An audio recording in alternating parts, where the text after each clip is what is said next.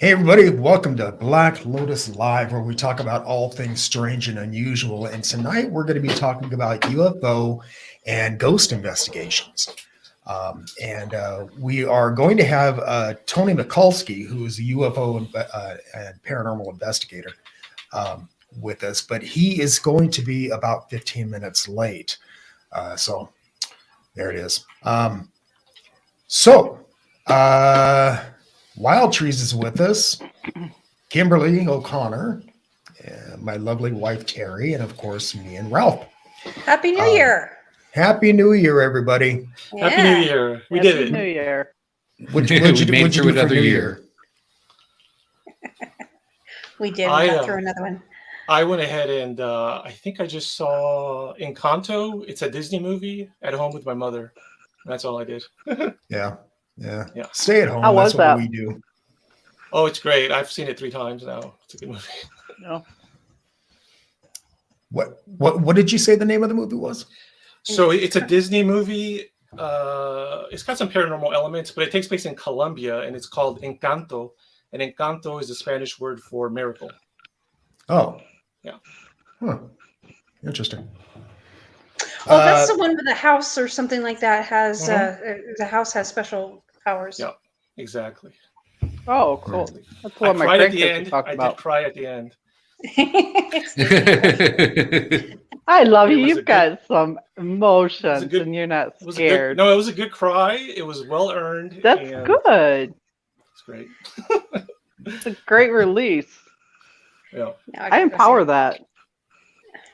I was just telling Kim before the show that, I've never really been into New Year's Eve, and doing all that celebrating and going out to clubs and all that. I spent most of my life in the restaurant business. I spent New Year's Eve popping corks all the time.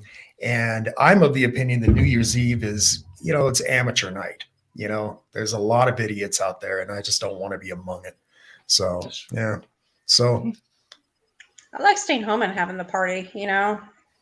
watching stuff on TV, It's funny because I'm sorry. I was just going to say it's funny because looking back at our Halloween episode, I realized that the original Halloween, what is the name of it? I still forget, but you guys know the original Halloween is called Samhain. Samhain. Okay, so Samhain is like a mixture of New Year's, and it's also a mixture of like the Day of the Dead. So I think about that because Samhain was a turn of the year. And so I think about that during New Year's. It's kind of related to the original Halloween. Yeah, Samhain is it's a pagan holiday that celebrates our ancestors, basically. Right. Yeah. So it's kind of like one of my favorites. Yeah. Yeah, it has multiple meanings. I think it also means harvesting time and the beginning of a new cycle. It's like 3 holidays in one, pretty much. Yeah. I think I stayed up later Halloween than I did New Year's Eve.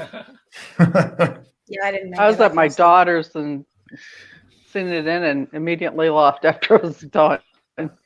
Yeah. I was gonna walk outside before midnight because I wanted to have maybe a Christmas miracle. Maybe I would see Bigfoot or something. But I didn't make it. I kept watching movies and I didn't get to see them. Sorry. Next year. There you go. You will. You laugh, but you might. It's a Christmas miracle. Anything could happen. Exactly. I believe it. A lot of people have seen that guy.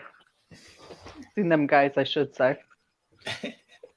So let's talk some about this, about paranormal investigations and UFO investigations. And one of the things that's always boggled my mind is, you watch TV shows that are UFO investigators. And I always wondered, couldn't they just get this report online? What do they expect to see?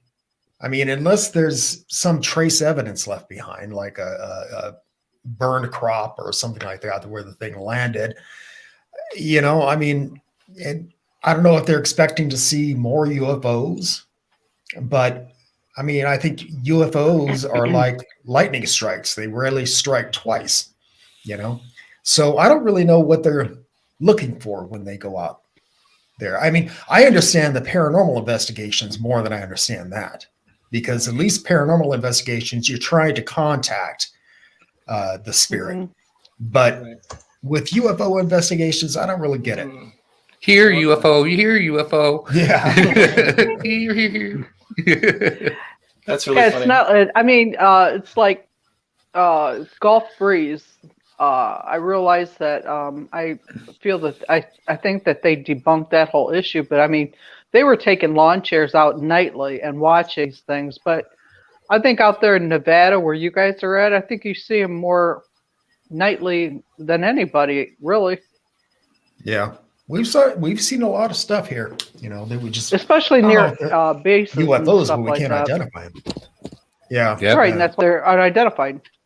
Yeah. But you were talking about Gulf Breeze, but they do the same thing in Malibu, California, because They do it. They're in that's- different places. Yeah. I mean, that's where that underground base is supposed to be, is in Malibu. And the locals there just go out on the beach and kick back in a lawn chair, and they see stuff all the time. Yeah. So, but yeah, I understand that. I do. But I really don't understand why these people go out on UFO investigations and expect to see something, Right. In Like you said, unless there's an repetition, like aftermath. always. Right. Yeah.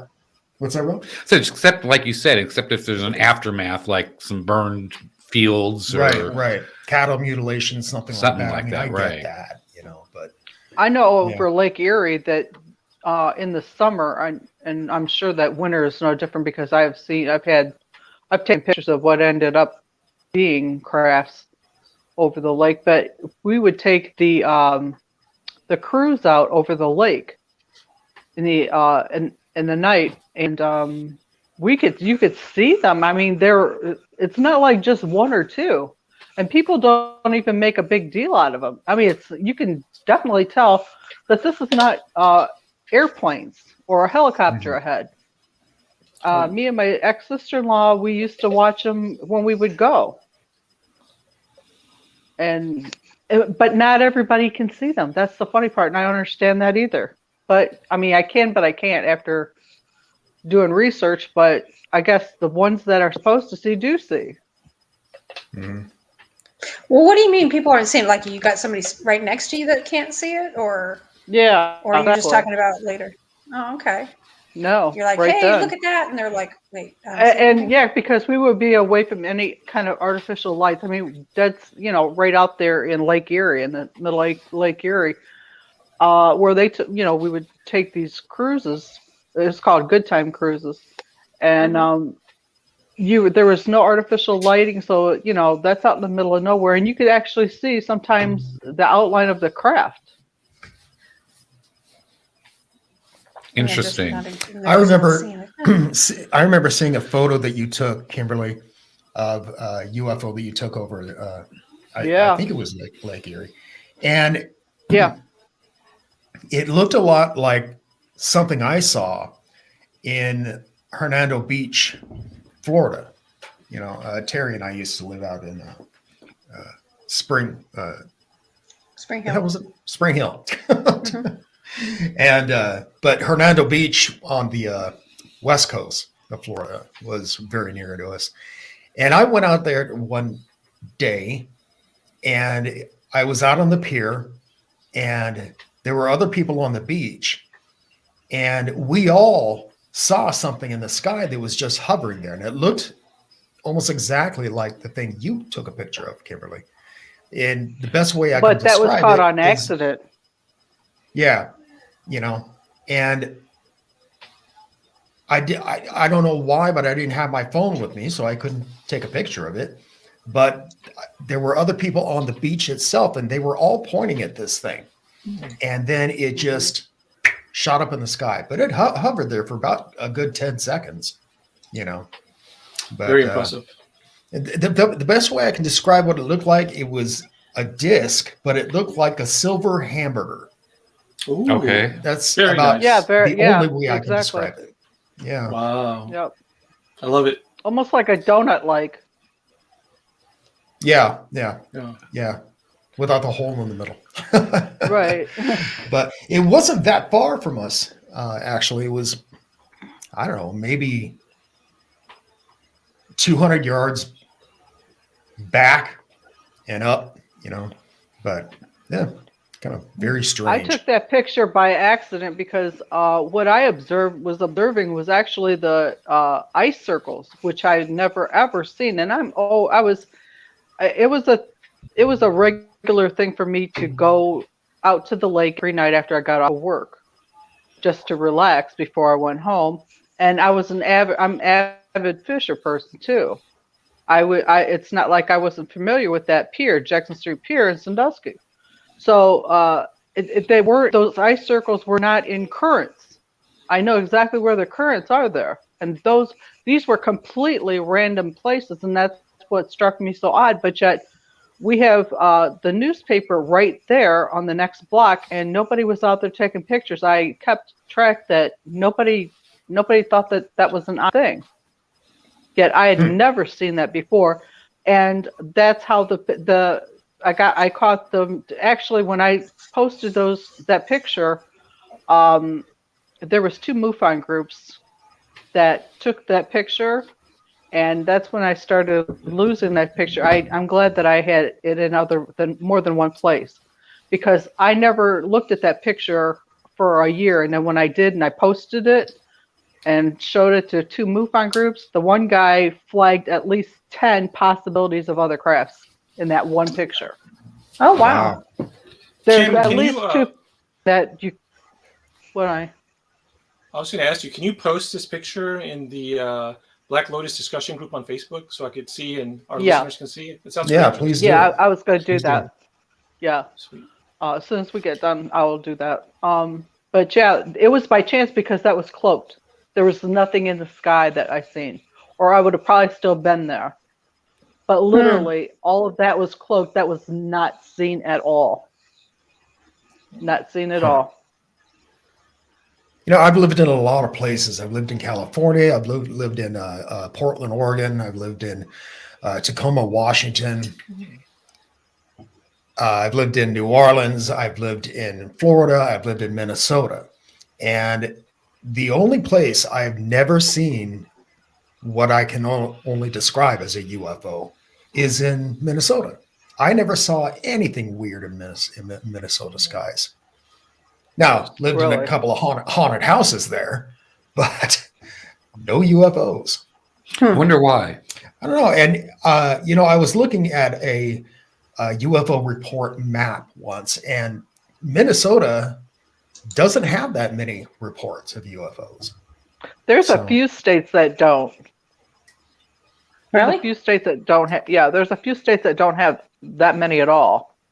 Mm-hmm. I actually keep up with those periodically as well myself. Unlike Ohio. Yeah, right. And I really and truly believe that has something to do with the nuclear power plants, as well as like NASA areas as well, because both of them they have that as well. They have at least 2 nuclear power plants on the waters of Lake Erie that I know of. I think population has something to do with it too. Oh, yeah. There seems like the big cities are where the UFOs are more hitting. Well, I mean, you got the Twin There's more Cities possibility. Yeah, but you got the Twin Cities in Minnesota. You got Minneapolis and True. whatever you call it. And I mean, you're talking about heavy population there. It's true. Now, the rest of Minnesota isn't that populated, but I mean, there's a lot of people that live in the Twin Cities. So You would think that it'd be just the opposite, actually. That there would be more sightings where there's less people? Yeah, because Why? there would be less, not as many people seeing them. If they're trying to stay out of sight, then what better way to do it than in a less populated area? Right. Yeah. Yeah. So that's what I was going to say. My point I was going to make about this is that, well, I love dealing with data. Data is just like numbers, like we're talking about, reports. Data is, I think, really the most valuable resource we have right now. and anybody can get data. Anybody can get their own original data set and exploit it and make money. That's what they want to. But because I love data so much, I have to analyze it and I have to be skilled at manipulating it and getting the answers I want. So what I'm trying to say is that you really can't just look at a number like how many reports in what area and compare it. That's good information, but you have to pair it with more information because, like Kimberly was saying, you may have less reports. You may have less reports in rural areas, like what is reported, but there may actually be more UFOs in the rural areas because there's another factor, and the other factor is that there's not enough eyeballs to report the event. So there could be a lot more in rural areas, but nobody's there to see it, so they can't report it. So the data can and we have to. Go ahead. I was going to say, Corey is sitting there in the chat. She's saying smaller people or less people in that area may be scared of scrutiny if they speak up. So you may just not get the reports as well. We have to realize also that this is only according to the reports that are reported. That's not total that is seen, because not everybody makes a report for the very reason. Right. And I think especially in rural areas where you're going to be ridiculed by your neighbors, Yeah, quickly pointed out. Mm-hmm, mm-hmm. What was that comment? I wasn't able to read it. Can somebody tell me what the comment said? Yeah. I didn't see it either. Corey K, and she says, or he says, God, I can barely read that. I can get it. The smaller areas could become people. Could be because people are scared of scrutiny if they are if they speak up and report. Yeah. Right. Yeah. That's exactly. Long ago as well. I'm kind of reminded of the movie Independence Day, and I was thinking the same thing. what was his name? My brain is just gone. But the guy that the pilot who said that he had been abducted, and Randy Quaid, that was his name, and everybody in town thought he was just a crazy person, So I think that that's very true. I think that people in rural areas won't speak up about it, even if they do see something. Yeah, Damien, if I could answer your right, and like question, I said, that goes back. You can finish, Kimberly. Go ahead. I'll go after you get done. No, I was just going to say the same thing as before. It's just like before everybody had the awakening that that everybody was afraid to say anything, so they just kept it to themselves. Mm-hmm. Yes. Okay, so I was going to answer your question, but then I was thinking a lot about paranormal researchers in general. So I want to talk about that. So your question is why, if there's a UFO report, why would an investigator go there instead of just writing down the reports? Well, I think I see where you're coming from really strongly, because the truth is the minority of reports seem to have physical evidence left behind. And the minority of reports also have repeated events. So mostly it's a one-time event, and mostly there's no physical evidence. So yeah, the numbers aren't there. But I guess some other reasons would be just to talk to the person. You might be able to get more information, and you might be able to describe the area in more detail or correctly, because the witness might have told you something wrong on accident or on purpose. So there is some benefit out there, but like overall, yeah, it's like not that it's not a lot of like juice for your squeeze, basically, if you go there. I understand that. And then I wanted to talk about paranormal investigators in general. And I was thinking, like, look, it's really interesting because really paranormal investigators are doing the work that scientists should be doing. In a perfect society, scientists should be the first ones to do it. I mean, anybody could do it, but scientists should be the first ones to tackle this problem. But they have completely abandoned it. Like 99.9% of scientists have abandoned the topic. That's so fascinating, because then you have non-scientists coming in. Once again, there are scientists that study the paranormal, like Hynek and Vallée and et cetera, Eric Davis, but they are the minority of people, I think. So it's really interesting because it's this group of people that are doing scientific work, but they're also doing historical work, and they're also doing let me see. They're doing scientific work, historical work, and I don't remember the third one, to be honest with you. But they're doing a lot of work. And, some of them are really good. And I don't think a lot of them get formal scientific training. That's what I was thinking about. I'm like, they're doing work a scientist should be doing, but they're doing it because nobody else is doing it. So that's very commendable. But at the same time, a lot of them are not learning science, which would actually help them a lot with their research. Science is not hard to learn either. Like, if anybody watching now, if you want me to teach you science, I'll take a week. I'll teach you science really good. You do whatever you want. No questions asked, do whatever you want with that information. Two classes I hated in high school. I hated math and I hated science. You didn't have me. They kind of go together too.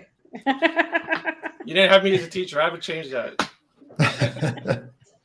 I'm into history. And the reason for that is because it needs to be changed now. Yeah. But I remember I had this a history teacher, a world history teacher in high school, and he made history fun. It wasn't dry. And I remember one day we all attended class and we were studying medieval history at the time. And there was a suit of armor in the corner. And we're all like, I don't remember his name, Mr. So-and-so. Where is he? And suddenly the suit of armor came walking up. And so awesome. I mean that got So me cool. into history. Wow. I think it's important to have good teachers in high school and college. I think because they make such an impact on you. Anyway, so we've got Tony Mikulski with us, joining us, and he is a paranormal researcher. Tony. And so I Mr. insisted, Crowley. Mr. Crowley. From another podcast, from another live. So Was that Ozzy Osbourne that did that song? Yes. Mr. Crowley? Yeah. But Are you anyway, Mr. Crowley in the chat room as well? Is that you or is that someone else? yeah, it's me. Oh, okay, Mr. Crowley, nice to meet you. Yeah, you're on my Facebook. You have How so you many doing? pseudonyms like I do. I don't even know what's going on anymore. This has been with me for 20 years. I got bullied going back into it, so Okay. it is what it is. so I'm right Very there. cool. Tony, we're talking about paranormal investigations and why it is that people do UFO investigations and what they expect to find unless there's some sort of trace evidence there, like a burn in the grass, crop circle, cattle mutilation. I don't really understand why these investigators go out into the field and basically just interview the witnesses. Why can't they just get that through an email? I mean, why? What is the purpose of that? I mean, as I was saying, I understand the purpose behind paranormal investigations where you're trying to contact spirits. I get that, but I just don't understand this. I think part of it is sheer curiosity. You don't necessarily go out expecting to find something new or to find something earth-shattering, but it's kind of like gambling. You're probably not going to win, but man, it's fun while you're doing it. I do. You know, You're gonna roll the And dice anyhow. exactly. And then on the other token, I think, I think it's people enjoy the human interaction by speaking to somebody in person because I can't convey proper thoughts and feelings and, my inner how I am at that point if I'm emailing you, or even talking to you on the phone. Yeah, you can get a better read off of people in person, definitely. Exactly. I can write you a letter and you'll be like, this guy's bullshit. But if Yeah, I'm telling because you in person, you got see emotion my- to it.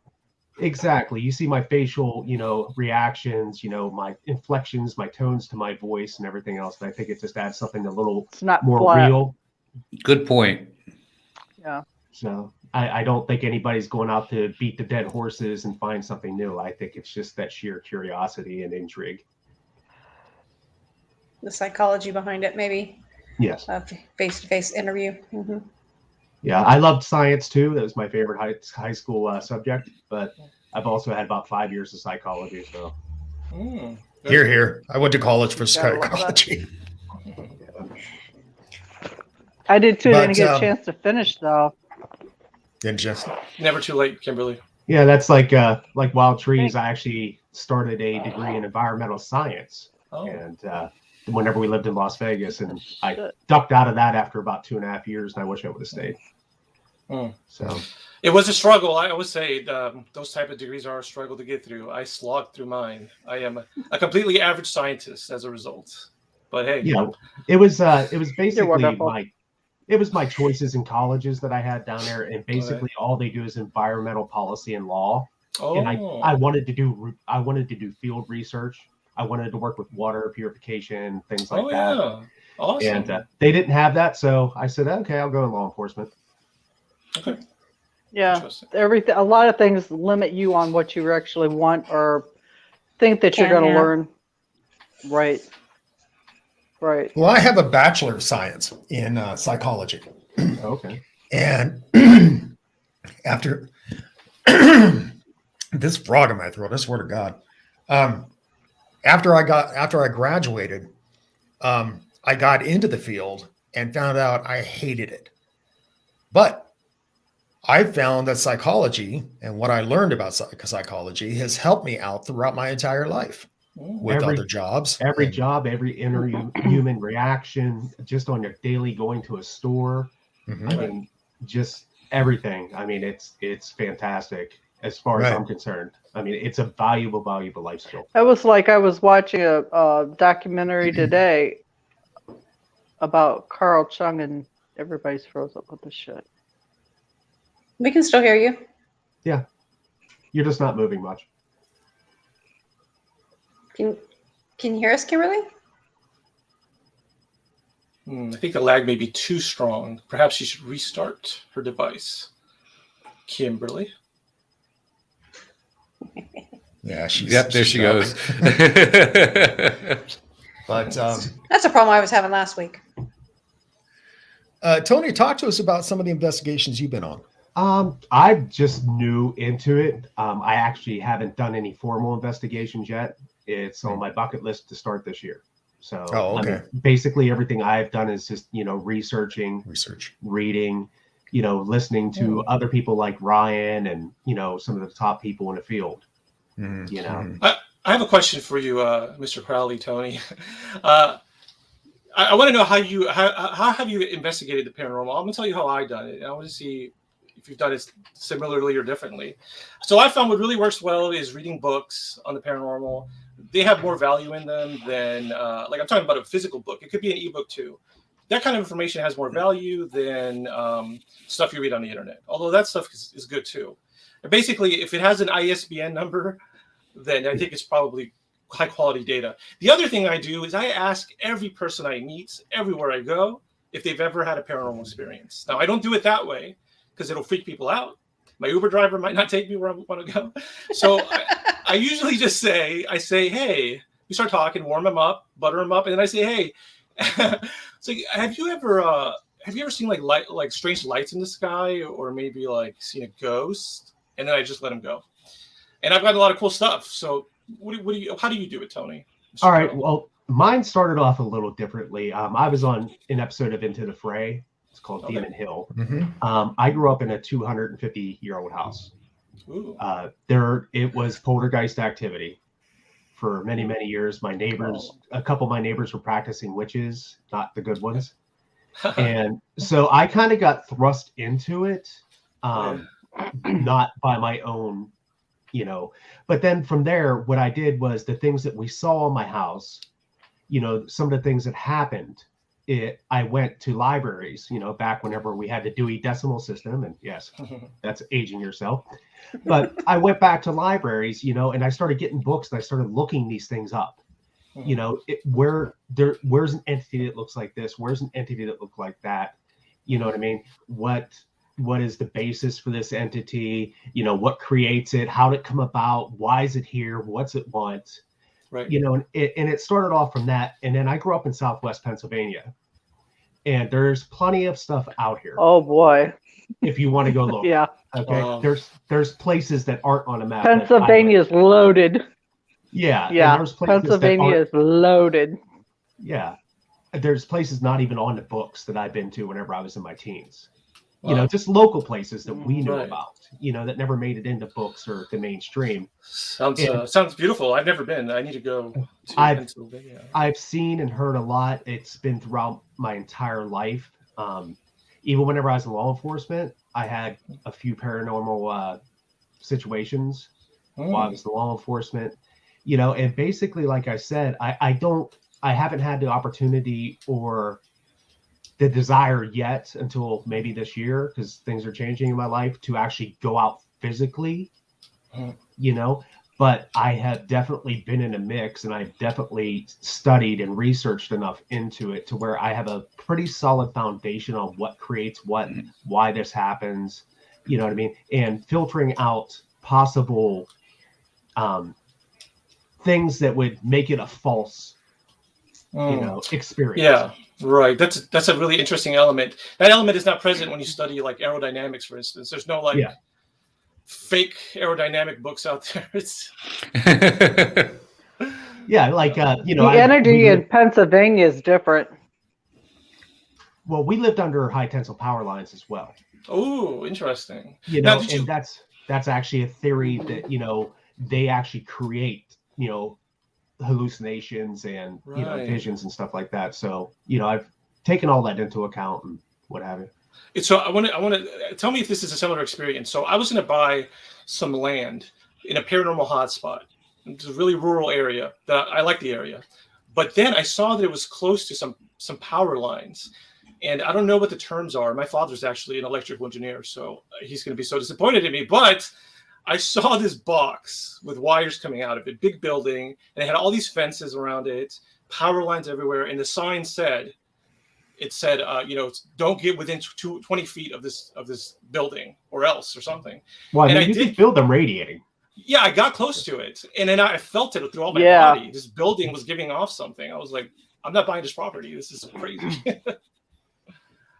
I think that explains a lot of paranormal activity, you know, that people mistake for spirits and poltergeist activity. I think it's just because of power lines, you know. You know, it's kind of like memory stones, you know, memory rock.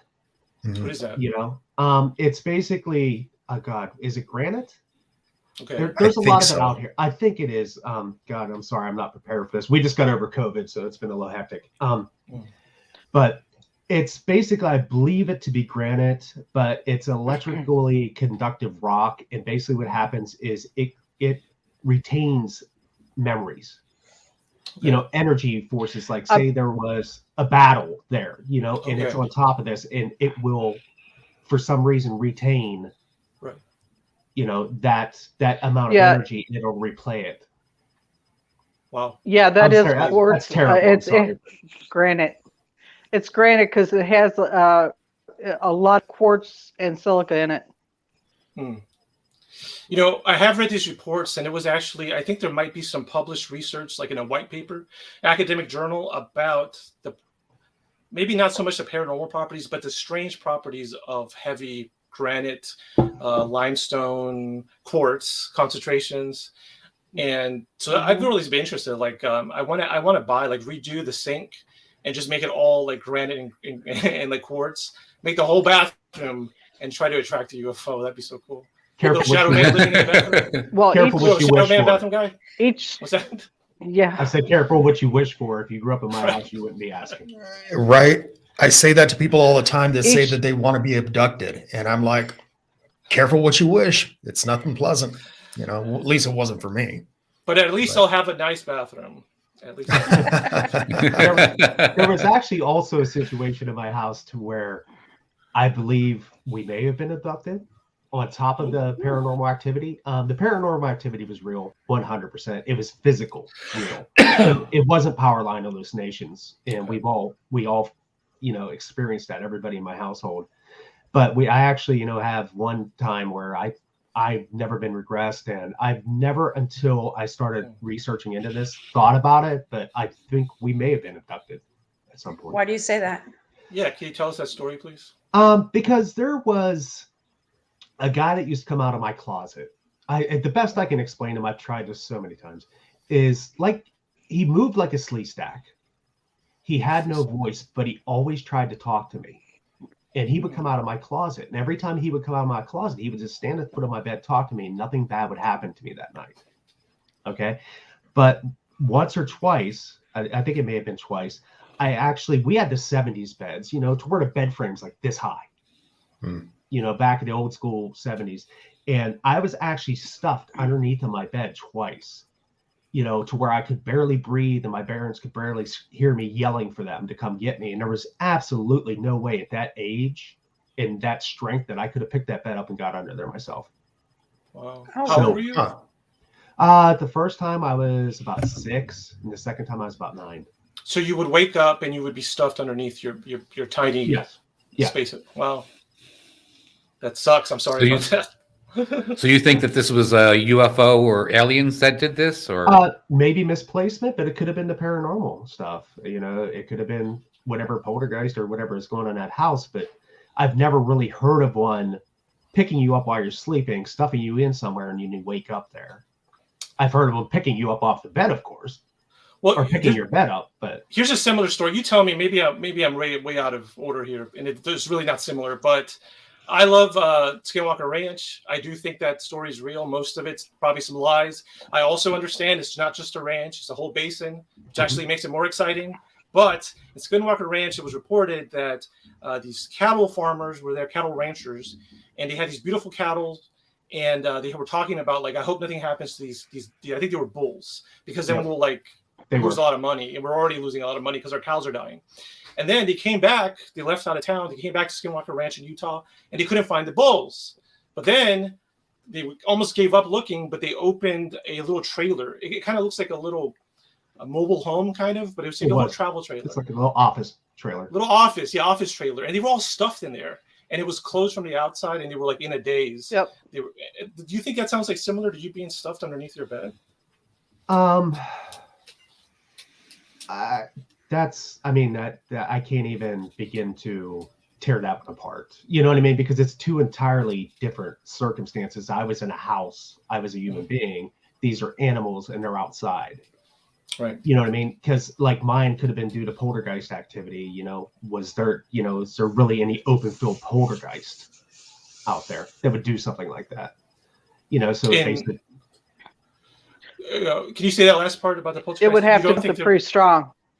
Yeah, because poltergeists mainly, dwell in houses, in places like that. I don't believe I've ever heard of a poltergeist that lived in a field or a cattle pasture, anything like that. So it doesn't really correlate to me in my mind. Okay, well, I would say, look, I think you're right, because really the only similarity I see is that a living being is taken and stuffed somewhere without their knowledge, and it's a very uncomfortable place. That's the only similarity. But I do want to talk a little bit about poltergeist, because I actually love poltergeist. They are probably maybe my number one paranormal topic that I'm into.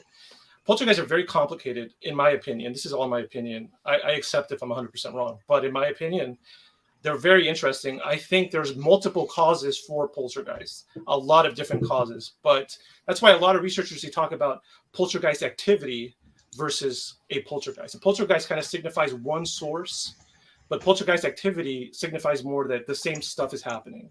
I do think that poltergeist activity can exist in nature, in a ranch, in a workplace, in a restaurant, on a mountain, and in a house. So I do think those reports are out there. And I do think what's in Skinwalker Ranch could be classified very confidently as poltergeist activity, just like what you had in your house. Yeah. As far as that goes, you don't. Go ahead. Go ahead. I was just going to say, we don't know what all's been built in that area where those bulls were kept to, and it would take something pretty damn strong, either them sedated and still to be herded into an office of such. We don't know all the things that have been built on that ranch at some given time, going clear back. Right. But the thing is with Skinwalker is, I don't think there was a lot built on that land, for the simple fact, if you go into the local natives' history, they avoided that place like the plague for hundreds and hundreds and hundreds of years. the only people that set foot on that was mainly white people. And there's not real, there's not a big long history of people that owned the place. I mean, it went back maybe 150 years or so. But I don't think I've always believed it's something underneath. I mean, something underneath, something above, anything. Yeah. But I think it is. Could be like a gateway or portal. Yeah, this is what I think is going on in Skinwalker Ranch. Once again, my opinion. The other thing I was going to say, I think what happened to the cattle and what happened to you, Tony, I don't know if it's the same cause, but I think the same method was used. I think the method is whatever is doing this, it causes something to dematerialize and then rematerialize in another location. So I think those bulls were just dematerialized, blooped out of existence, and then blooped back into existence in the trailer. I think you were probably dematerialized and then rematerialized. So that's what the similarity is. You're kind of saying basically interdimensional more than anything else. That does sound a lot like interdimensional. Because yes. I mean that would basically be the easiest way to do that, is if you could slip in and out of our dimension and your own, to get them there. Yeah, I do think that a lot of poltergeist activity, not all of it. Once again, there's so many different causes of poltergeist activity, but some of them are caused by using interdimensional technology or methods. Basically, I do think that happens for sure. Going back to your misplacement under your bed, Tony, I do know that a lot of abductees report that things are amiss when they're returned. For instance, Ralph and I were talking to Terry Lovelace, who has a fascinating abduction tale to tell. He said that when he woke up after his experience, his shoes were on, which he thought was really weird because he didn't fall asleep with his shoes on, and they were on the wrong feet. And I've also heard other people say that their shirts are on backwards or something like that. So if we're dealing with a high intelligence creature, why can't they put people back where they found them? They can't get dressed right. Well, it's kind of like it's kind of like the Mirrored Men, or some of these other things that are, some of these other creatures, or the Men in Black. It's kind of like that, to where there's something just a little bit wrong. They just can't get, because they're not supposed to be of our world. They're not supposed to be of our dimension, however you want to look at it. And they just can't get the exact details down right. So maybe if they're abducting people or abducting anything past that. Yeah, if they're abducting people or something, they're putting you back. Maybe they're just screwing up that one little detail because they just can't get it right. That's kind of an empty explanation, but it's kind of just a thought that went through my head whenever you said that. Yeah, I actually think that whatever's abducting us, I think they're actually very sloppy at their job. I don't think they're precise. I think they're very human in that regard. I think they make a lot of sloppy mistakes, and we shouldn't think that they're perfect or better than us. Well, it's like missing 411. Whenever they find people out in the desert a year later, or not at desert, but in the woods or where have you, like a year later, 6 months later, 3 months later, and their clothing's inside out, and what have you. Exactly. Like they just can't get that one detail right. Exactly. Or maybe they are stupid. They just don't understand it. Right. No, I agree with you. I mean, there's nothing to say that they have a certain level of intelligence, exceptional intelligence. Some of them seem to. Some of them just seem just curious, or like they're just trying to cause trouble. Right. Yeah. And I think that's just like somebody that's so intelligent, missing, lacking common sense. The easiest aspect they lack. Yeah, that's true. So smart you can't tie your shoes. Right. I want to interrupt here just for a moment and remind our viewers that starting this week, we are doing the live show on Sundays as well as Thursdays. And Sundays are probably going to be reserved for guests. And then Thursdays are probably going to be reserved for just whatever topic and strange and unusual stuff. For instance, this Thursday, I think we're going to be talking about the hollow earth theory. I'm not a believer in the flat earth, but I do believe that the hollow earth is a possibility. I don't know if it's a probability, but anyway, so we're going to be talking about that on Thursday. So be sure to come back and join us on Thursday. But so let's talk a little bit more about poltergeist activity and hauntings. I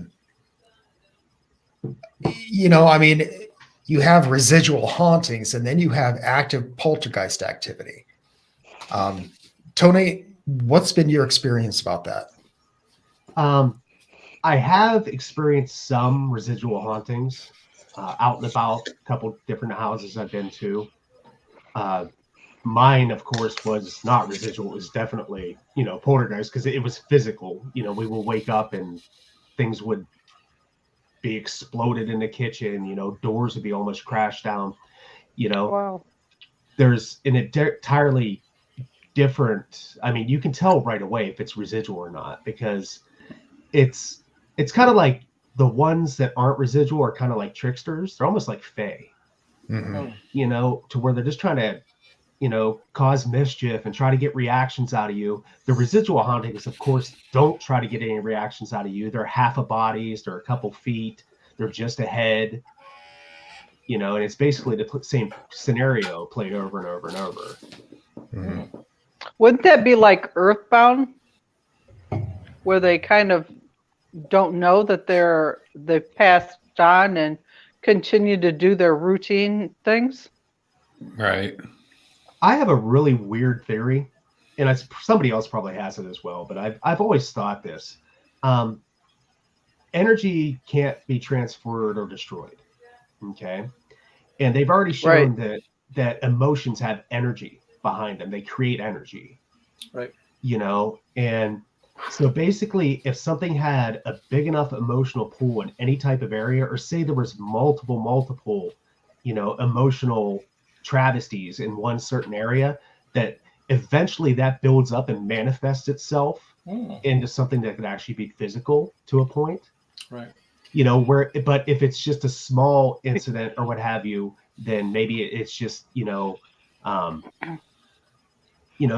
replaying of a situation. I don't know. I just kind of have this feeling that like energy builds. So that's just my goofy. Yeah, I agree with you. And what you're saying is, with them, if it has emotions, then it has a consciousness, and that consciousness is what actually builds and creates. Yes. I mean, our conscious mind builds and creates, either good or bad. Yeah. I think this energy idea you have, Tony, Mr. Crowley, I think it is very true, and I think it is understanding that is the key to gaining control of a lot of paranormal phenomenon. I think that I study animals, and I've said this before on the show, but people when they think about animals, they always think the animals are trying to get energy from one another, but the energy is through matter, through leaves or through flesh or through milk. So this tiger is trying to get energy from a lion. Whatever. I didn't mean to say that, but the tiger's trying to kill the lion. And the way he's going to get energy is going to eat his flesh. That's physical matter. But I think some animals, they may get different kinds of energy from different places. They're still keeping that one thing, which is energy. They still want the energy. I have also the idea that when we give off emotional energy, like first of all, we definitely give off energy when we're more excited. If you put a thermometer on our skin is hotter. So that's more energy being produced. We're sweating more. That's more energy being released. Our heart is beating faster. There's all kinds of things going on that do increase energy. When you are very excited, very sad, in your very heightened emotional state. This does not happen if you're apathetic. If you have apathy, there's no energy being made. You're just chilling. But I think that that energy could potentially be multiplied on a different plane, on a different interdimensional channel. So I think some creatures may be coming here, getting our energy, but they're getting it through another channel, like another dimension, where they come from, and it's much more magnified. So they're getting more bang from their buck than we would. See, I would piggyback off that to actually correct myself whenever I said they're creating energy with their emotions and whatever situation happened. You're actually, I think, on a better path saying they're emitting or releasing energy. and that energy could collect. Yeah. It's like for instance, it's like a fruit tree is dropping a can't bunch hear of any of like you melons. I Uh-oh. might have to restart. Well, that's what Heidi Hollis was saying to us about when we had that shadow person that lurked in our hallway.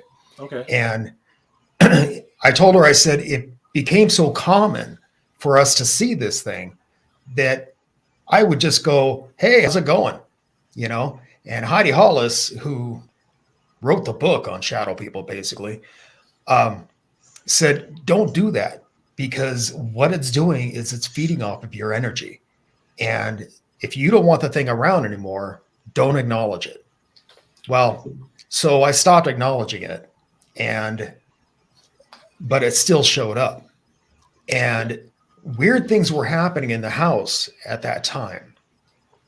For instance, I was cleaning out the dishwasher, and we keep our coffee maker right above the dishwasher. And we keep a spoon in a cup there, like a little glass cup.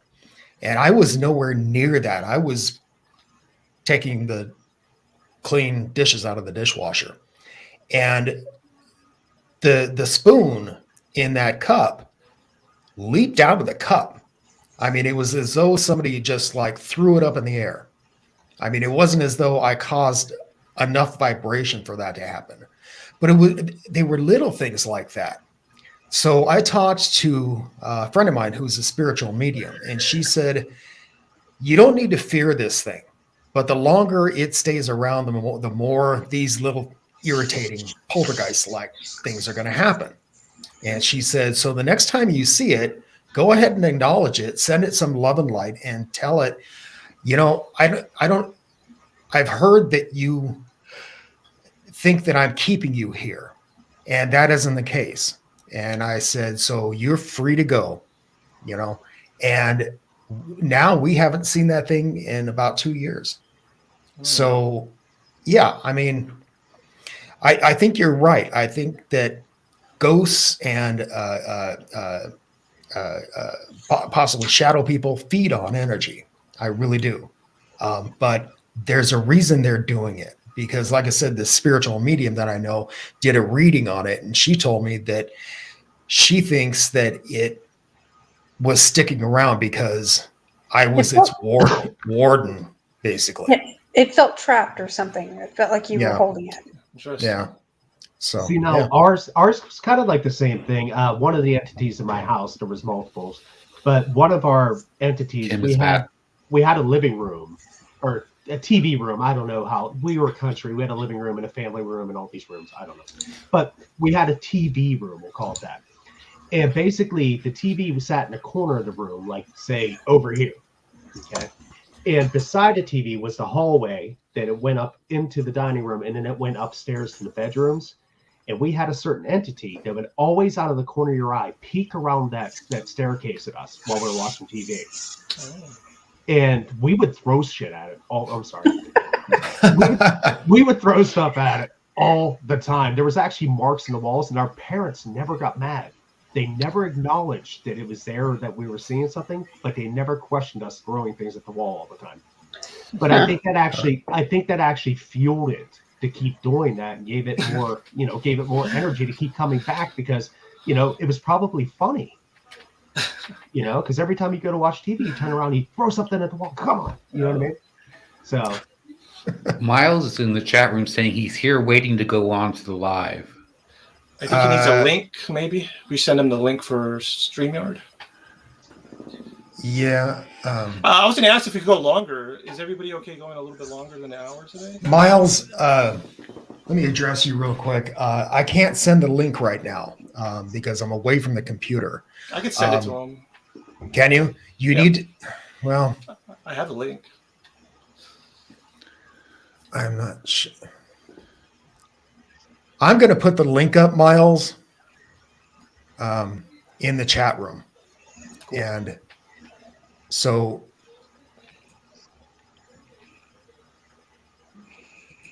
hang on just a second. Tony, where do you live again, Tony? I I live in Pittsburgh, PA right now. Oh, okay. So what's it like there? Oh, Do so you know what I recommend- mean about the energy. Yeah. I grew up out here. I left for about 20 years. I was out in law enforcement in the Air Force out west. I lived in Okay. Vegas for like 20 years. Oh. My wife is from the West Coast, and she said she wanted to discover Pittsburgh. So we came here, and we stayed here for a while, lived in the Keys for about 3 years. Okay. And we loved it so much, and she loved it, and the kids loved it so much here that we actually came back to stay in the winter from the Florida Oh. Keys.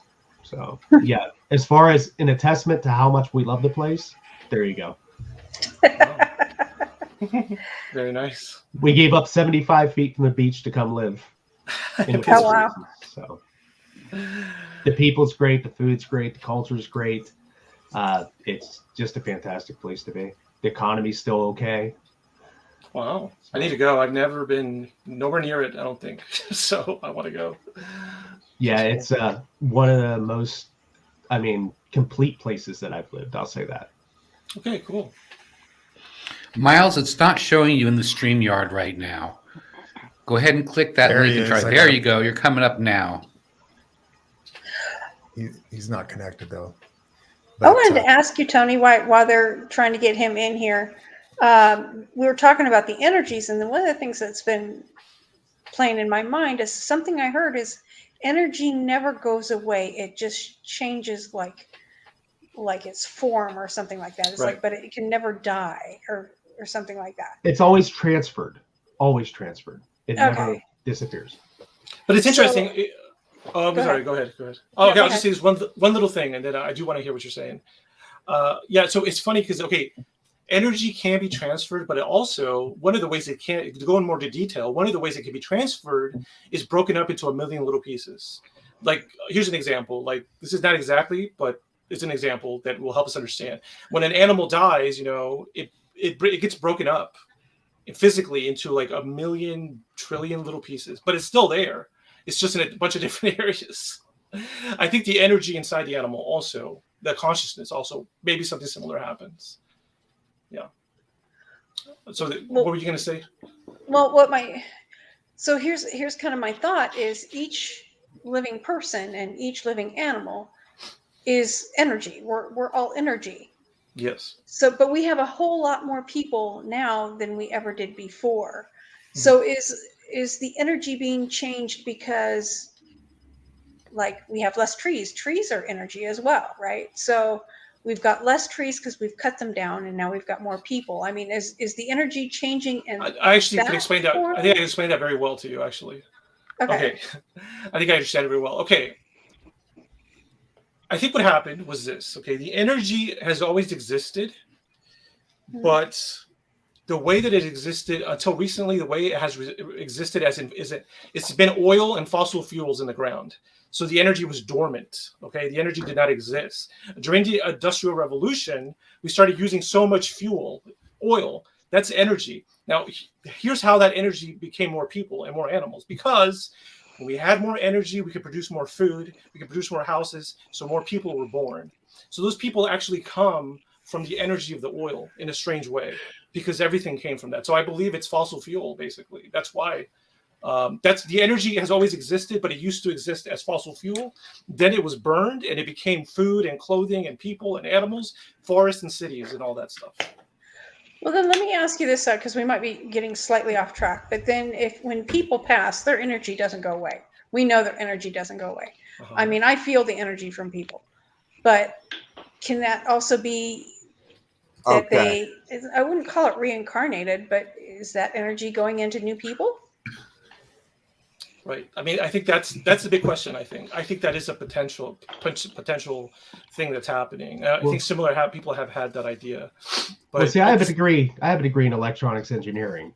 Oh, okay. That's what I got from the U.S. Air Force.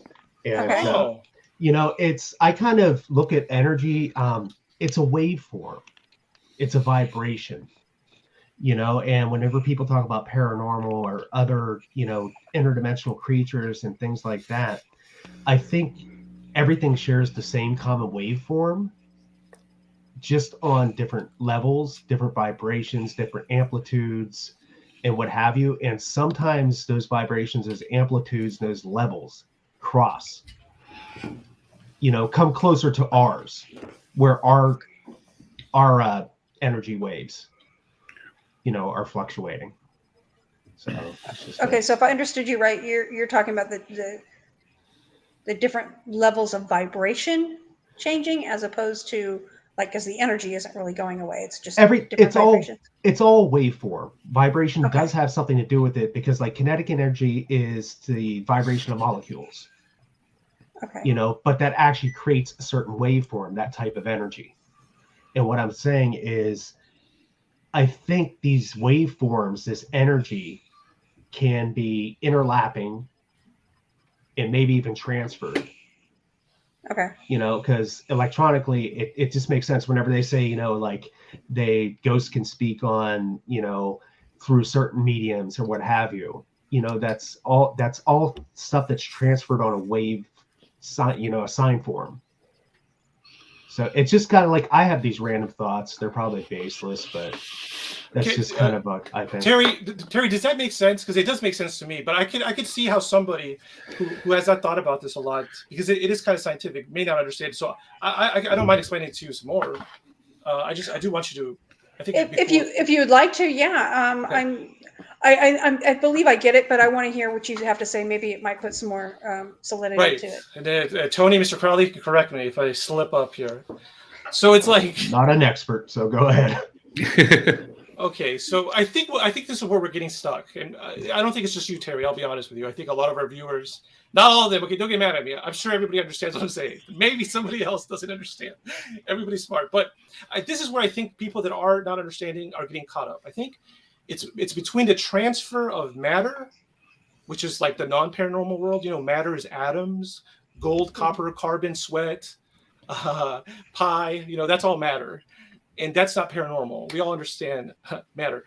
But there is a way that matter interacts with our spirit and our soul.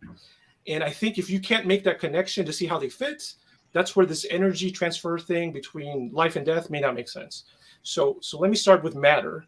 So the thing that's going to happen is we're going to talk about energy from the state of matter, which we all understand it's not paranormal. But I'm going to try to transition that energy into the paranormal, which is the spirit. Okay. So with matter, everything that is not paranormal, that's matter. Once again, hot dog breeds of dogs, pandas, they're all made of atoms. Okay, so an atom, when you really look at the elements of an atom, when you get really tiny, there is a lot of motion going on, and there's a lot of physical energy. We don't perceive it because it's so tiny. It's so tiny, and it's happening all around us. Every atom is full of movement. Every atom is full of movement. Your Right. computer you're looking at. So we don't perceive it, but there is a movement there. And then that's where the vibration comes in that I was speaking about. Yeah, the vibration is generated by the movement of electrons, to be specifically by subatomic particles. There are subatomic particles called electrons, which give everything energy. Like electrical energy is generated from electrons. But every atom, everything you see in the physical world has electrons. It has energy, and that energy, that movement produces a wave. Okay? So that's all real. That's not paranormal. I don't think anybody will disagree with you. Okay. So when you die, what happens is, I think, first of all, your matter, your physical cells do get dispersed and broken up in little pieces, but they don't get destroyed. So your body is still, the atoms that make up your body right now will always exist for eternity. They'll probably be like all over the world, but they will always be there. Your body will always physically exist. Okay, what I think is going on with our spirit or our personality, our soul, is I think that's a form of energy that is mostly based on the movement of electrons, like I said, And I think this is what, now we're getting theoretical, and this could all be wrong. But I think what Mr. Crowley and I'm trying to say is that perhaps our spirit or soul is a bunch of electrical charges and waves moving around, just like matter is. And perhaps when you die, this part does not get broken up into a million pieces. Perhaps it does stay as one whole. And that's why we're able to think and remember. And then perhaps that does transfer because your body is no longer inside your body. Perhaps it could transfer somewhere else, physically or on another plane. So that's my understanding, basically, of what we're trying to say here. Okay. I get that. Just a quick note to Miles: you're showing up, but you're not showing up with any camera or mic, so it's not letting us add you to the room. Yeah, he's having some issues with this. Yeah, there's some issues going on. But, He asked if you could see him. yeah, it's too bad he couldn't make it because Tony, he wanted to ask you some questions because he has some weird stuff going on at his house. Maybe he could just type them up, and we could answer them right now. Yeah, I don't know. If he wants to Yeah, type could he put in him through the chat room? Yeah, just put it in the chat room. So, Like I said, I don't mind going over this one because I'm having a really good time. I think Mr. Crowley has a lot to say. I feel like we just got started. I like riding coattails because you guys are going to say something that I don't know that I'm interested in. So I like listening as much as I say things. So Well, that's Yeah. one of the great things about this. We this learn from program each is- other, right? Yep, exactly. Yeah. we Yeah, get 'cause to I mean, interact. I'm on- That's exactly what these groups are for. I'm on different Facebook lives. I've been on ITF. I'm on UFO Garage, and there's different feels and different, Right. ways for each one. So I like to feel people out and see where they're at, where their mindset is, what they like to talk about, because on UFO Garage, we're 90% goofy, and 10% speaking about something half the time. You know what I mean? So it's just, Okay. but whenever I wanted to It's come just on like here life. and see. You've got, yeah. How would you Yeah. describe our show, then, Everything- Mr. Crowley? Haven't experienced it for an hour. Sorry, Kim. Sorry, Kim. It's You're lighthearted enough to where I can stomach it. Well, damn. Whenever I was in law enforcement, I tell people Thanks, all hon. the time. No, whenever I was in law enforcement, I tell people all the time, don't take stuff so serious. Okay. There's a difference between serious and not serious. How's it going to affect you in a month? How's it going to affect you in a year? How's it going to affect you in 5 years? You know what I mean? Why take something that's going to affect you in 3 months serious? Right. And so it's kind of like, ufology and, paranormal, fae, all that stuff. You're not going to get anywhere beating it to death. That's Not until your mind is open and you're willing to cross discuss Right. and listen to other people's, because Terry may say something, I'll go, the way I was thinking, if I fit that in with hers, it actually makes more sense to me. Right. That type of thing. Hmm. So, and Cool. that's why I like this, because some people on your show are more radical. Some Yeah. people are more yeah. grounded, you know what I mean? Yeah. But I think it's that mixture that makes it Right. interesting and actually gives people the opportunity to think outside the box. that's one of Cool. the reasons I like Goof On, Rich Giordano's channel, is because he's comical, but he knows his shit when it comes to ufology. He knows a lot about it, and he's been studying it for a long time. But he keeps the show pretty lighthearted, and I think you're right, Tony. I think you need to do that, Yeah. Thank you, Tony. Thank you, Tony, for those kind words. I do appreciate that feedback. I was going to say that, yeah, Rich from Goof On. The other thing about him is he's got high energy. I mean, his energy is high as fuck. You're going to get entertained whether you like it or not. So See, I don't know usually- how he does it. He's the hardest working Yeah. guy in ufology. I swear to God. Usually I'm the guy they have to be like, hey, wait, hit the brakes. Come on. You know what I mean? So, But yeah, we did go a little long tonight. But I think we are going to get out of here. Viewers, again, don't forget that we are doing this twice a week now, every Sunday and every Thursday, same bat time. And so be sure to join us on Thursday. But thank you, Tony, for being our guest tonight, our guest panelist. Really appreciate you being here. Very interesting subjects. do you have anything you want to promote, Tony? not really. I mean, I just guessed on here and there. The only thing I would say, was it Miles that wanted to speak to me? Yeah. Right. Yeah. Yeah. Was that more paranormal, or was that? Yeah, paranormal. I would honestly say if somebody truly has questions or situations, John Paul Capice would be a fantastic. He's a scholar demonologist and what have you. I would say speak to him. Look him up, John Paul Capice. How do you spell And, his last name? I'm interested as well. Capese. Okay.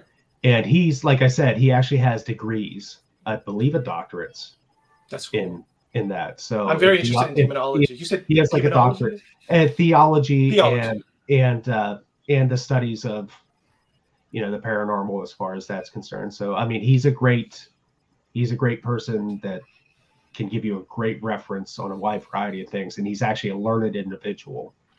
So sweet. Can we get Great his name advice. put up on the thing too? I can't reach the computer, so no. but no, I Okay. thank you guys for inviting me. Like I told you, like in the chat, I'm a nobody. You know, I don't know why anybody wants to talk to me. I always get asked to be on things, but you know, it's I enjoy. We the all have a opportunity. piece of the truth, and we all learn from each other. Yep. That's exactly right. You know, I know was you're. gonna say nobody's. I think it's time we stop listening to people who consider themselves experts in this field or these fields.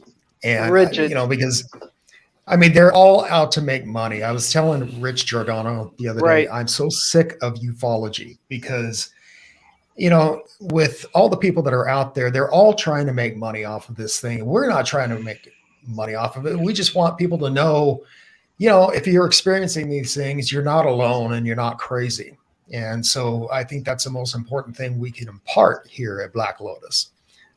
We all know at least a little bit about paranormal stuff, you know, I mean, and so Ralph and I have gone down rabbit holes with the paranormal, all aspects of it. Yep. And so, I mean, that's why we created Black Lotus, is because we want people to know that they're not alone, you know, if they're experiencing this kind of stuff. But yeah, anyway, yeah, that's we are why going to we get all out of here. created our own room in a sense. Yep. But anyway, viewers, thanks for watching. Really appreciate it. We'll see you on Thursday. Until then, keep thinking and question everything.